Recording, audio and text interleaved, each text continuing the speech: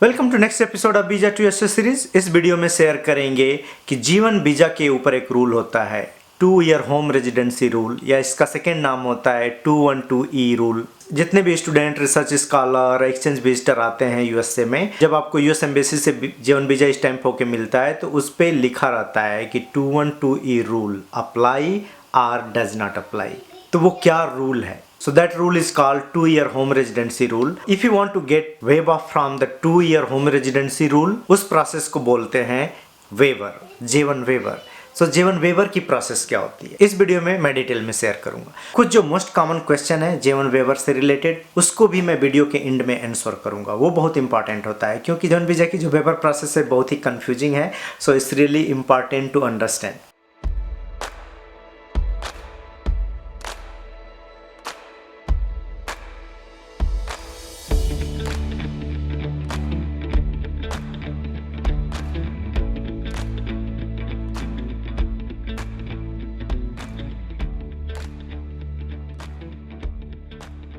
Welcome to my channel.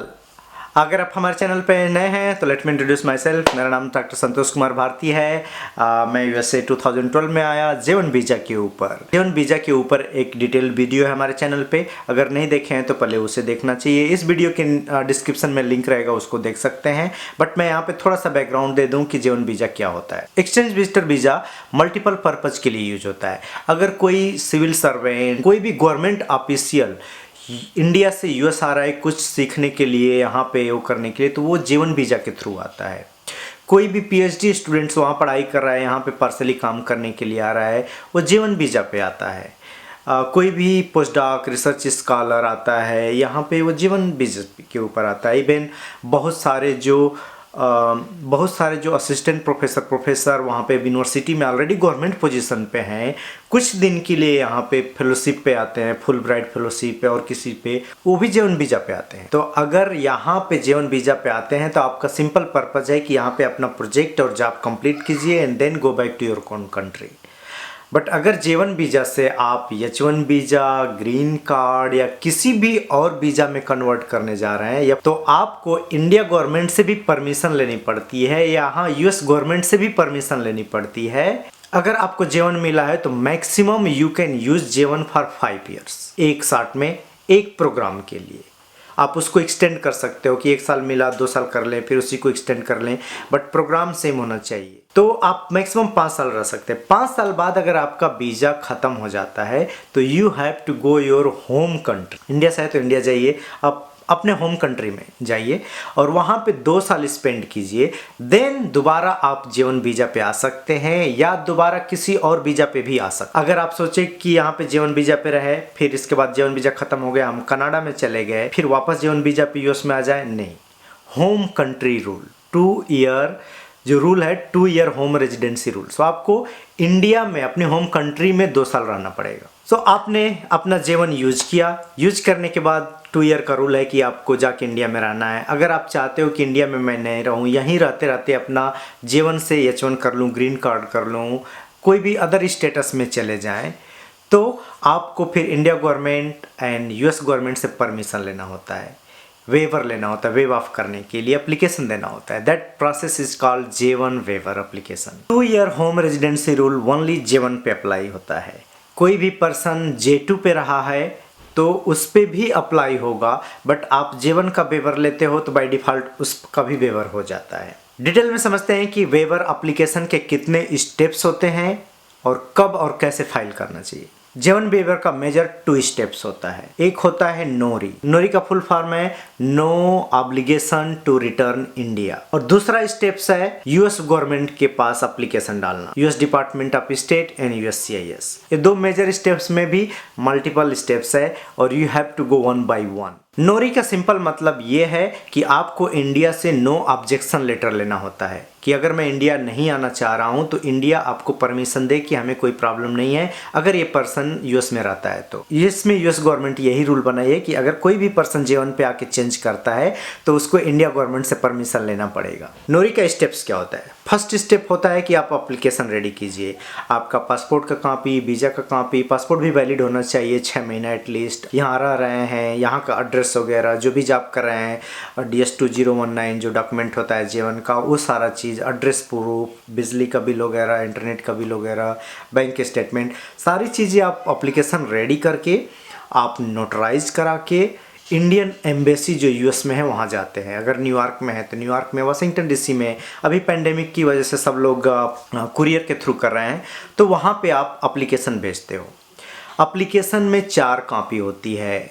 तो Indian embassy क्या करती है, एप्लीकेशन सारा चेक करती है, फिर इसके बाद उस पर स्टैंप लगाती है और एक कॉपी अपने पास रखती है। 3 कॉपी शायद 3 कॉपी आपको देती है। ये नोरी का फर्स्ट स्टेप होता है। अब आपको 3 कॉपी मिल जाती है तो आप फिर सबमिट करते हो application by self, Delhi MHRD में सबमिट करते हो ऑनलाइन।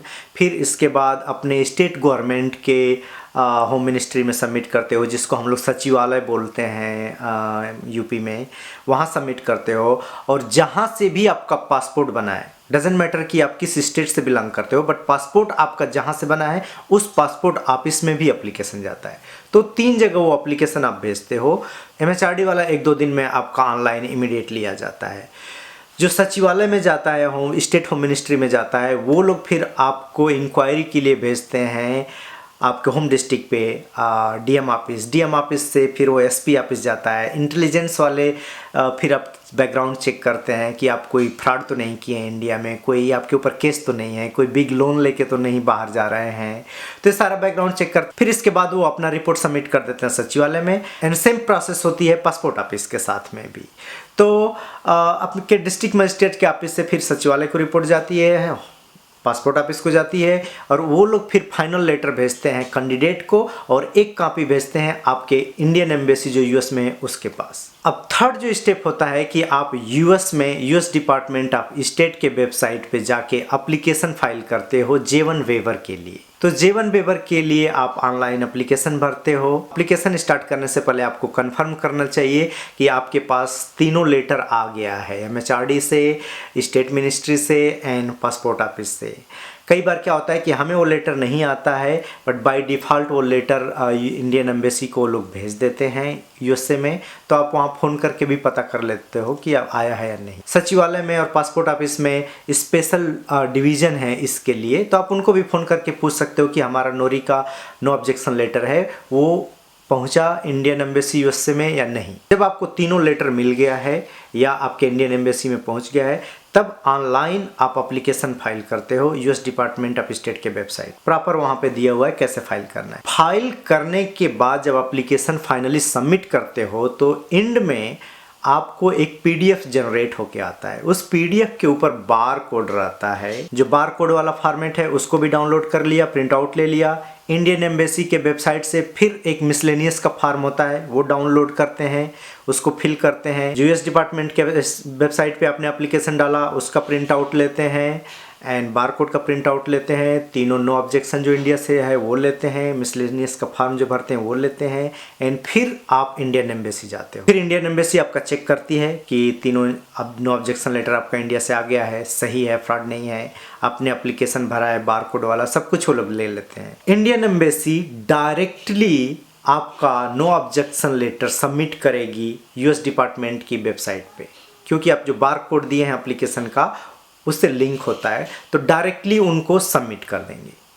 तो जब US डिपार्टमेंट ऑफ स्टेट को लिए नो ऑब्जेक्शन लेटर चला जाता है, तब वो लोग बोलते हैं कि हाँ इस पर्सन को J1 वेवर दिया जाना चाहिए। देते नहीं है, US डिपार्टमेंट ऑफ की वेबसाइट ये रिकमेंड करती है, उसको बोलते हैं recommendation letter, J1 waiver recommendation letter. So वो लेटर आता है और आपको ये रिकमेंडेशन उस पर लिखा रहता है कि J1 वेवर रिकमेंडेशन, तो फाइनल वेवर नहीं होता है। एक USCIS जो वेबसाइट है, जो ऑर्गेनाइजेशन है US डिपार्टमेंट ऑफ स्टेट, अब USCIS को रिकमेंड करता है कि इस पर्सन को J1 वेवर दिया जाना चाहिए। तो अब ये एप्लीकेशन चला जाता है USCIS के पास में। USCIS की वेबसाइट पे हमें कुछ एप्लीकेशन नहीं भरना होता है। फिर USCIS अनदर 1 मंथ 2 मंथ या 3 मंथ लेती है डिपेंडिंग अपॉन देयर वर्कलोड, तो वो आपको फाइनल J1 वेवर देते हैं।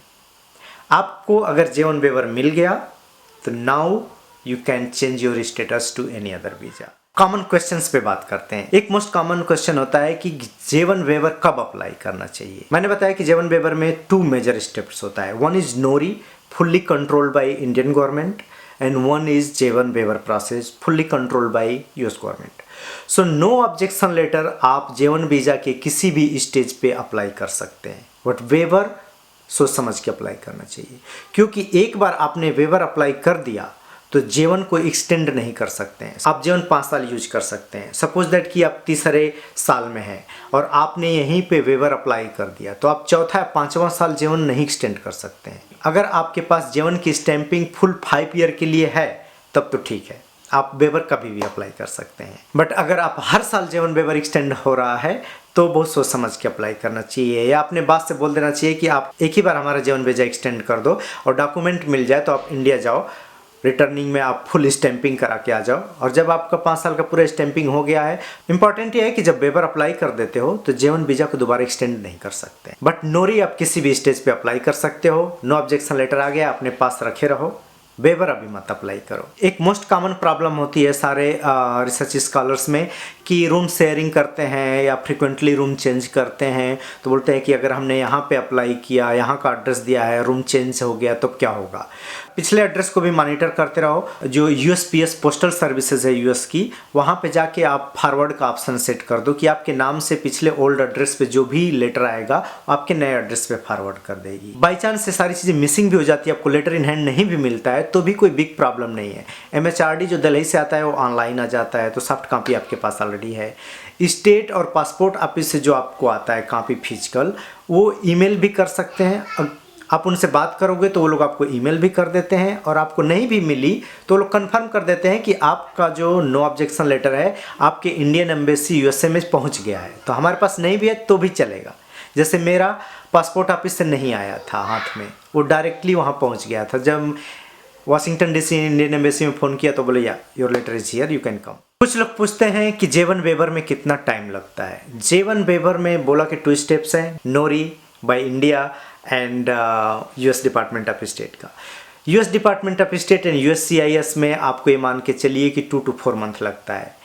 इंडिया में नोरी के लिए जो टाइम लगता है ये पर्सन टू पर्सन वेरी करता है, स्टेट टू स्टेट वेरी करता है, तो आपको उसके पीछे लगा रहना चाहिए। कई बार क्या होता है कि आपके डिस्ट्रिक्ट लेवल पे जब वापस जाती है तो वहाँ के लोगों को ये समझ में नहीं आता है कि ये क्या है, तो वो चीज़ें फाइल दब जाती है।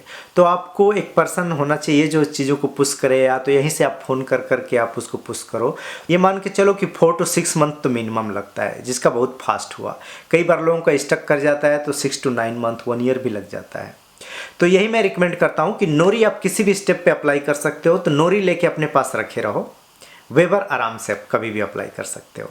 ज़्यादा टाइम टेकिंग नोरी ही होता है। कुछ लोग बोलते हैं कि हमारा J1 1 साल का है, हमारा बॉस हर 1 साल के लिए बस एक्सटेंड करता है, तो मुझे वेवर अप्लाई करना चाहिए नहीं अप्लाई करना चाहिए। नोरी अप्लाई कर सकते हैं, वेवर नहीं अप्लाई कीजिए।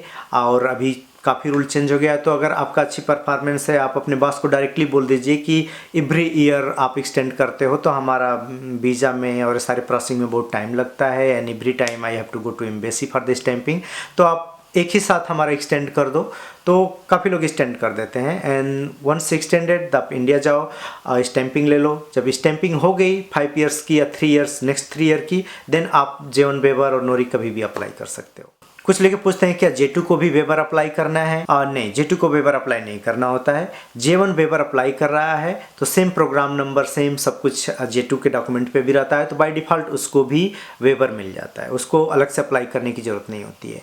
बट अगर J2, जैसे कंचन J2 थी, बट उससे पहले उसका ओन J1 था 3 साल के लिए, उस J1 का जो वो अपने टाइम पे J1 यूज की थी, तो उसका वेवर अप्लाई करना पड़ेगा उसको। एक कॉमन क्वेश्चन होता है कि मैं यूएस में आया था 10 साल पहले J1 वेवर पे, अभी मैं कनाडा में हूँ, J1 वीज़ा पे दोबारा यूएस में आना है, तो मुझे J1 वेवर लेना पड़ेगा? पूरी लाइफ में आप कभी भी अगर एक बार J1 वीज़ा यूज किए हो, या तो आपको जाके अपने कंट्री में 2 साल स्पेंड करके वापस आना है, तब आप सेकेंड J1 वीज़ा ले सकते हो, या तो आपको वेवर लेना पड़ेगा। ऐसे ही एक पर्सन सिंगापुर में था, 15 साल से, और उसको अचानक यूएस आना था। तो जब अपना एप्लीकेशन उसने फाइल किया तो पता चला कि उस एम्बेसी ने बोला कि आप 10-15 साल पहले आप J1 वीज़ा पे यूएस गए थे, उसका वेवर कहाँ है। तो रियलाइज हुआ कि नहीं, मुझे वेवर चाहिए, या तो मुझे अपने होम कंट्री में जाके 2 साल रहना है। कुछ लोगों का होता है कि उनके J1 वीज़ा के ऊपर लिखा होता है कि 212E rule does not apply, means उनको वेवर लेने की ज़रूरत नहीं है। उनको अपने कंट्री में 2 साल होम रेजिडेंसी का रूल नहीं अप्लाई होता है उनके ऊपर। उनको अपने होम कंट्री में जाके 2 साल नहीं रहना है, वो रूल उनके ऊपर अप्लाई नहीं होता है, तो उनको वेवर की ज़रूरत नहीं। जब ग्रीन कार्ड अप्लाई कर रहे हो तो कुछ लायर और बहुत सारे लोग बोलते हैं कि अगर वो रूल नहीं भी अप्लाई है तो भी वेवर लेना is a good idea. But clearly अगर लिखा है कि rule 212E does not apply, means आपको वेवर लेने की जरूरत नहीं है। एक कॉमन क्वेश्चन होता है कि किसको ये रूल अप्लाई होगा, किसको ये रूल नहीं अप्लाई होगा। पोस्टडॉक के लिए जितने लोग आते हैं मोस्टली के ऊपर ये रूल अप्लाई होता है, बहुत कम लोग होते हैं जिनके ऊपर ये रूल अप्लाई नहीं होता है। यूएस एम्बेसी ये कैसे चूज करती है, कैसे डिसाइड करती है, ये उनके ऊपर होता है। किसी को पता नहीं है कि कैसे वो रूल अप्लाई करते हैं। बहुत सारे मेरे दोस्त हैं जिनके ऊपर ये रूल अप्लाई नहीं है, कैसे वो चूज करते हैं, नो वन नोज। एक और मोस्ट इंपॉर्टेंट क्वेश्चन कि हस्बैंड एंड वाइफ है, दोनों लोग अपने अपने J1 पे हैं, एक की जॉब चली गई, उसको दूसरे को J2 पे आना है, तो क्या उसको J2 पे आने के लिए वेवर लेना पड़ेगा? नहीं, J2 पे आने के लिए वेवर नहीं लेना पड़ेगा, बट उसको इंडिया जाना पड़ेगा, देन वहाँ पे J2 अप्लाई करके एंड देन स्टैंपिंग लेके इंटर कर सकते हैं यूएस। यहाँ पे J1 टू J2 नहीं होता है, या J2 टू J1 भी नहीं होता है। आज की वीडियो यहीं समाप्त करते हैं। अगर आपके पास और भी क्वेश्चन है J1 वेवर से रिलेटेड या प्रोसेस से रिलेटेड तो कमेंट करके बताएं। I will try to reply all the questions and thank you very much for watching. Hope you like this video and share with your friend. Thank you very much for watching. Bye bye. See you later in the next video.